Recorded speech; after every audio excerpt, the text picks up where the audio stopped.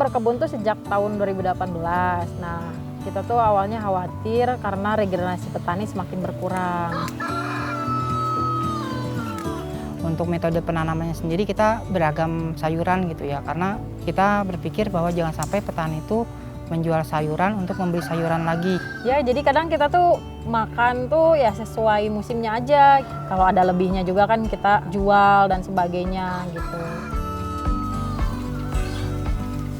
Ternyata bertani itu bukan hanya menanam, memanen, dan menjualnya, tapi bagaimana kita tuh berkolaborasi dengan alam. Kita tuh bukan berada di puncaknya, beriringan dengan alam supaya menghasilkan produk untuk diri kita, tapi menghidupi juga untuk alamnya itu sendiri gitu.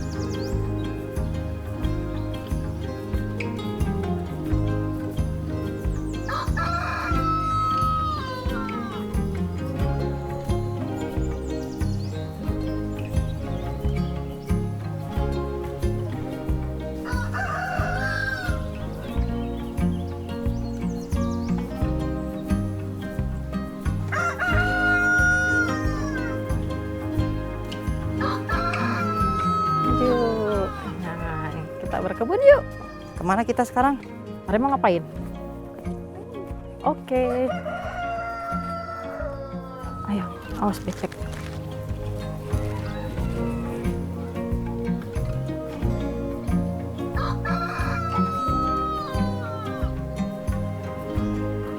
Oke, yuk kita berkebun di Mandala aja yuk. Mau petik bunga. Oma mau ini dulu ya, di sebelah sini. Coba bersihin dulu sebelah sini.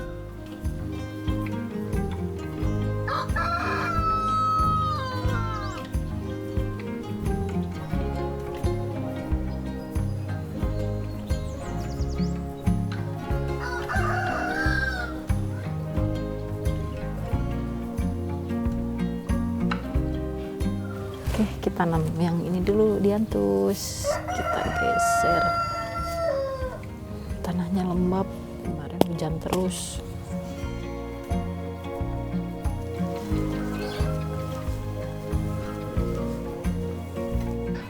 Tumbuh yang subur ya. Halo, perkenalkan saya Eka atau biasa dipanggil Eka, dan ini Kang Daniel, suami saya. Kegiatan kita sehari-hari yaitu berkebun, selain itu juga kita punya beberapa ternak dan kita juga mengolah sampah organik.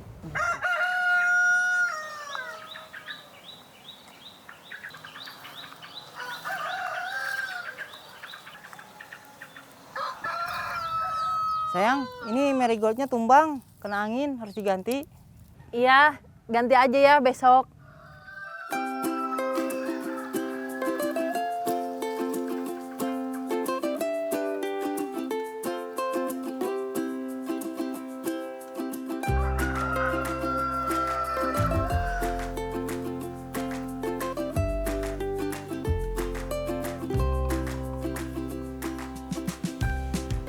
Sekarang kita lagi ada di Deka Kebon di Garut, Jawa Barat. Kita sekarang lagi berkebun bersama anak aku nih, lagi main-main sama bunga, ada suami juga gitu. Di sini luasnya sekitar 1.750 meter persegi yang kita tanami di lahan ini. Ada juga yang di hidroponik itu sekitar 375 meter persegi. Kita tuh berkebunnya sebisa mungkin belajar untuk ramah lingkungan gitu. Mulai dari kita menyediakan tanaman-tanaman refugia, terus kita tidak menggunakan pestisida atau bahan kimia berbahaya lainnya gitu. Kita juga menggunakan kompos dan mendaur ulang apapun yang bisa dikembalikan ke kebun secara alami, kita kembalikan lagi biar semua makhluk di sini itu ikut hidup gitu, berdampingan dengan kita gitu. Di sini juga konsepnya itu integrated farming, jadi semuanya tuh ada siklusnya, ada binatang juga. Jadi mulai dari sampah organik yang dikelola kita selain dikomposkan, kita juga menggunakan bantuan binatang-binatang itu. Nah, nanti dapat pupuknya, nanti digunakan lagi kembali ke sini gitu. Dan di sini juga binatang-binatangnya juga diberikan haknya gitu, termasuk terkena sinar matahari, ruang yang cukup untuk mereka bergerak, karena mereka juga bisa dikatakan adalah mitra kebun kami gitu.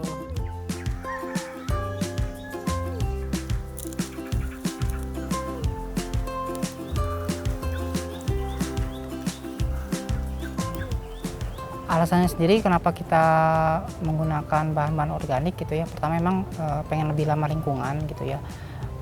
Terus kita juga menanam juga tidak monokultur atau tidak satu jenis, ada berbagai macam tanaman gitu ya.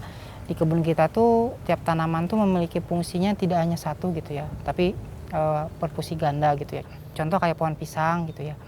Itu kan kita banyak pohon pisang di sini. Itu fungsinya selain pisangnya kita membutuhkan batang pisangnya untuk bahan baku kompos kayak gitu.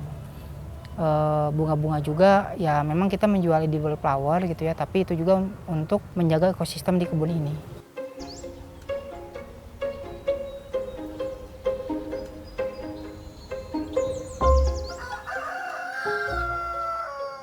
Mariam, dapat nggak bunganya? Dapat. Sekarang mau petik bunga apa? Bunga warna putih. Oh, warna putih. Itu namanya bunga kosmos, Nak.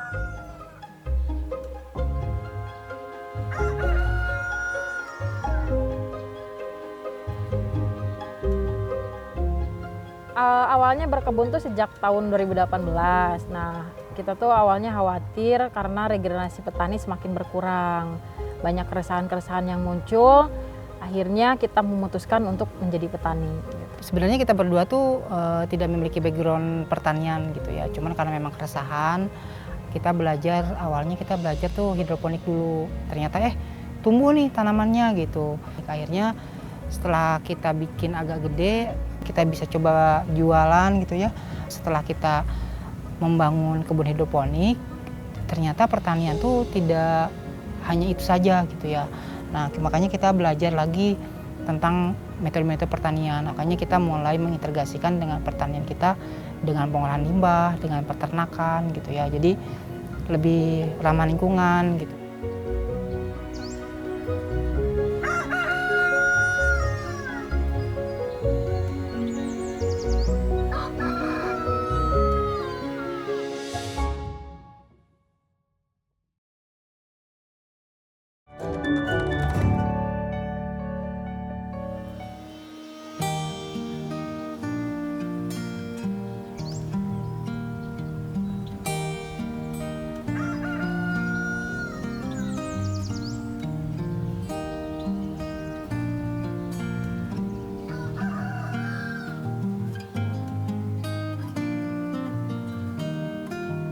Sekarang kita mau panen, kan mau makan nih. Kita panen dulu dari kebun, soalnya kita nggak usah belanja, tinggal ambil apa yang ada di kebun. Oke, nih.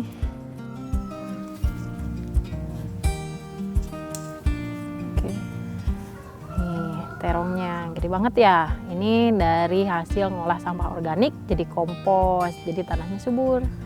Terongnya segede gini, kegedean malah.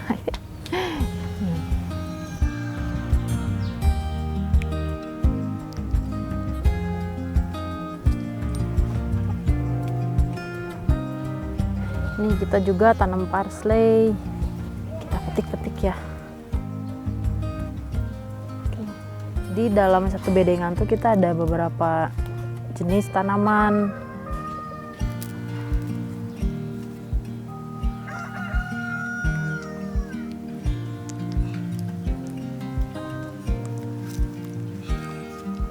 Untuk metode penanamannya sendiri kita beragam sayuran gitu ya, karena kita berpikir bahwa jangan sampai petani itu menjual sayuran untuk membeli sayuran lagi gitu. Makanya kita memilih berbagai macam tanaman untuk ditanam di dekat kebun gitu.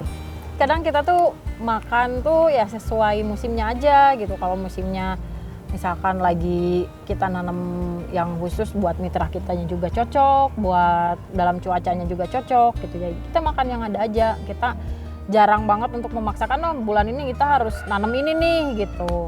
Jadi bisa dikatakan juga kalau Deka Kebon sendiri itu bukan hanya buat tempat usaha gitu ya, tapi kebun yang emang untuk kulkas keluarga lah, atau sekarang itu ketahanan pangan gitu. Kadang kalau ada lebihnya juga kan kita suka jual dan sebagainya gitu. Tapi ya tadi benar-benar hidup gitu, bukan hanya buat kita juga gitu.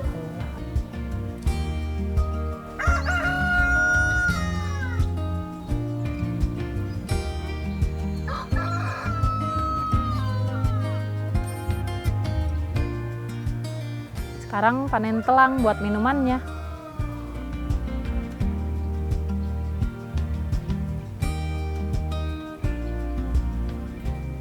Ketika mulai bertani itu sebenarnya kita marketnya bukan di Garut gitu ya. Pertama karena saya dulu masih kerja, kita sempat jualan di Bandung gitu ya. Nah, setelah saya fokus full bertani gitu ya di Garut dan kita mulai memasarkan di Garut, ternyata di Garut tuh yang lupa kita analisa tuh bahwa Garut tuh ternyata lumbung sayuran gitu ya. Jadi salah satu supplier sayuran di Jawa Barat gitu ya. Nah, ternyata ya mulai dari harga itu cukup bersaing gitu ya. Karena hal tersebut makanya kita juga menyesuaikan tanaman-tanaman di Deka Kebon ini yang lebih beragam dan lebih unik. Iya, awalnya kita banyaknya nanam sayur-sayur yang ada aja gitu ya, yang biasa dikonsumsi, yang biasa ada di pasar. Ternyata seiring berjalannya waktu tuh kayak, oh kita persaingannya kayaknya nggak kuat deh gitu ya. Gimana kalau kita nanam hal-hal yang nggak ada gitu. Apalagi kan kita lihat potensi kalau di Garut tuh banyak kafe. Ya, akhirnya kita memutuskan ya udah kita tanam hal yang emang jarang banget tuh ada di pasar Garut gitu. Jadi terus kan kalau misalkan ada kafe juga yang beli, enaknya tuh ketika ada yang pesan kita baru petik. Jadi kafe itu jadi kayak oh ini benar-benar fresh dan disimpan di storage mereka tuh cukup lama dan ya aman gitulah kayak gitu.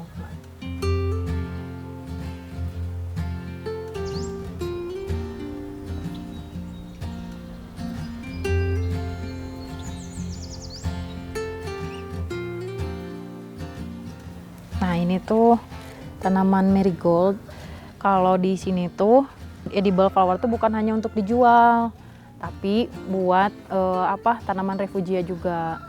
Kami meyakini bahwa apapun yang ada di kebun itu hadir bukan hanya untuk kami ataupun hanya untuk dinominalkan ya untuk dijual, tapi kami meyakini bahwa apapun yang ada di kebun itu bukan hanya untuk kami tapi untuk makhluk-makhluk yang ada di sekitar kebun juga gitu, biar semuanya saling berdampingan gitu dan saling melengkapi, tidak merusak satu sama lain gitu.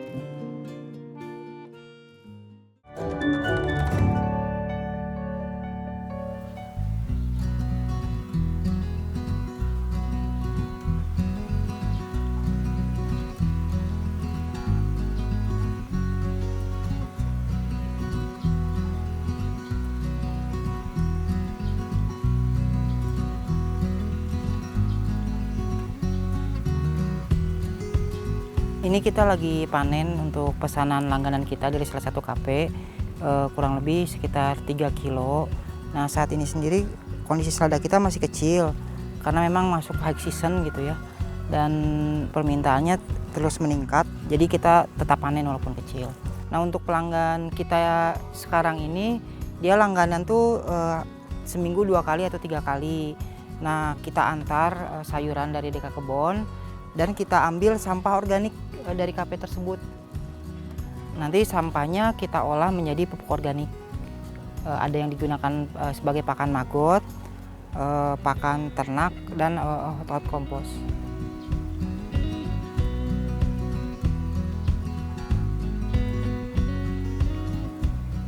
Ya, alasan Deka Kebon sendiri kenapa akhirnya mengolah limbah organik gitu atau sampah organik dari mitra-mitra kita, rumah misalnya kafe, rumah makan. Terus ada juga mitra kita di rumah tangga gitu, ibu-ibu rumah tangga gitu ya. Ternyata setelah kita sadarin bahwa petani itu awal dari sumbernya pangan gitu ya. Nah, ketika ada pangan yang tersisa atau terbuang, ternyata petani itu mampu untuk memanfaatkan itu gitu. Karena petani itu banyak cara mengolahnya gitu. Jadi setiap sampah organik itu ternyata tidak semuanya cocok diolah dengan satu metode atau dengan beberapa metode saja. Nah, petani sendiri itu memiliki berbagai metode untuk mengolah limbah organik gitu ya. Jadi kan istilahnya tuh pabrik pangan tuh petani gitu ya. Nah, ketika ada makanan yang tersisa ya dibalikin lagi ke pabriknya gitu.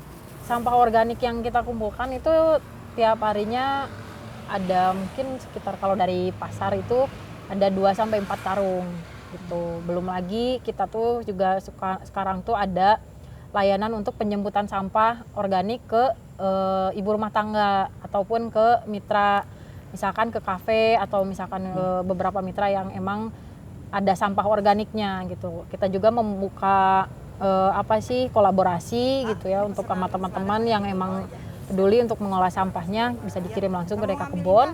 Dan itu kapasitasnya mungkin kalau dihitung 1 bulan itu udah sehari aja itu bisa nyampe 3 kintal mungkin ya, 3-4 kintal gitu.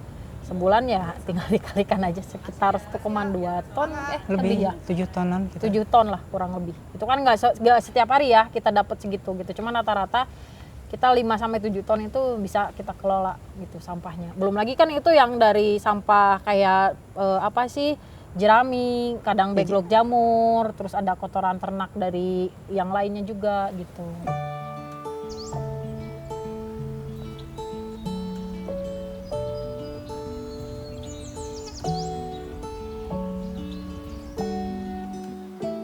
Ini beberapa sampah hari ini yang kita ambil ada dari kafe, ada rumah tangga, sama ini ada toko buah. Nah, ini kita akan manfaatkan untuk pakan ternak sebagian, dan sebagian mungkin kita akan kasih ke maggot gitu ya, atau kita konversi menggunakan maggot.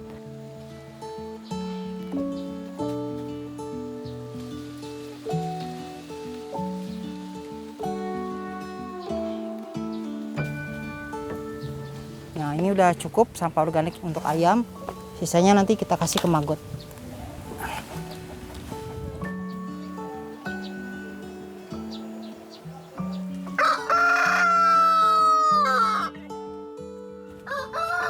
Kur kur kur kur kur. Kur kur kur kur. Kur kur kur.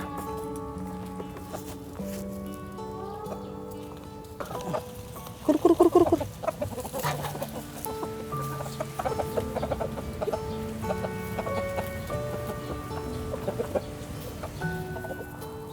Sehat-sehat ya ayam. Yuk makan.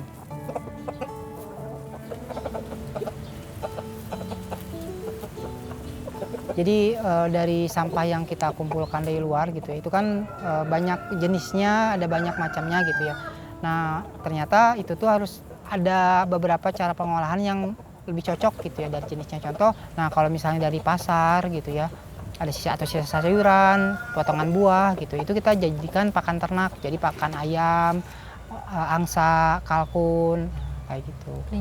Kelinci Juga ada dari limbah rumah tangga, itu cocoknya kita menggunakan maggot kayak gitu. Terus ada limbah pertanian gitu ya, kayak tadi jerami, kotoran ternak, itu biasanya kita jadikan hot compost. Nah, jadi memang dari berbagai macam sampah organik tuh tidak semuanya bisa dilakukan dengan satu metode gitu. Jadi ada beberapa metode yang kita lakukan agar lebih cocok pemanfaatannya. dalam mengolah sampah itu kan tadi ada yang bantu tuh kayak ada ayam dan sebagainya. Mereka tuh bukan hanya mengurangi sampah, tapi dia juga ngasilin produk turunan juga gitu buat kita. Salah satunya adalah kompos, kayak pupuk organik cair atau urin kelinci gitu kan, bisa dipakai untuk pemupukan juga di kebun gitu. Jadi siklusnya berjalan semua gitu, bukan hanya sampah udah gitu, tapi ada produk-produk lainnya kayak gitu.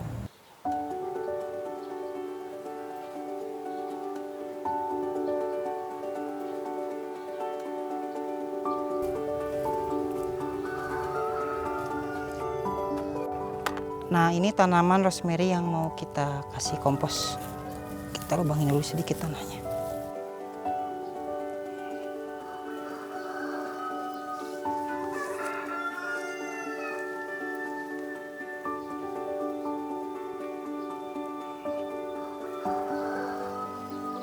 Nah, ini pupuknya kita memang di sini udah alhamdulillah sudah mandiri pupuk.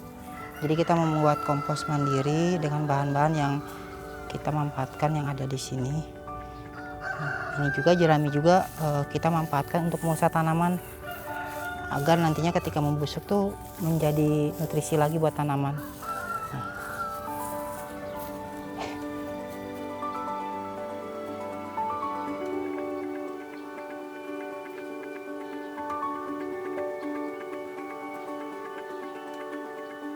Harapannya sendiri Deka Kebon itu bisa diwariskan kembali ke generasi kami berikutnya gitu ya, karena memang dari dulu cerita kakek atau orang tua gitu ya, bahkan mertua juga dulu selalu bilang warisan gitu ya, apa sih yang bisa kita wariskan juga, mungkin dari ekosistemnya, dari lingkungannya, pengetahuannya kayak gitu. Jadi warisan itu menurut saya itu bukan hanya dalam bentuk nominal atau dalam bentuk sebuah wujud mungkin bisa dibilang harta atau apa gitu ya, tapi bisa juga dengan tentang edukasi ekosistem gitu ya, terus keanekaragaman hayati juga, itu kan menurut saya itu warisan gitu ya. Harapannya kalau aku harap bahwa semua hal baik yang bisa didapat di sini itu menyebar gitu buat siapapun itu, buat makhluk apapun itu gitu, entah itu buat alam, entah itu buat manusianya gitu. Harapannya semoga semakin banyak orang untuk peduli terhadap lingkungan, orang yang peduli terhadap krisis iklim gitu kan, orang yang peduli untuk menyiapkan bagaimana sih generasi selanjutnya untuk hidup gitu. Dan ya warisan itu bukan hanya sebatas nominal saja, tapi experience-nya, memorinya gitu kan. Itu juga sebuah warisan menurut saya.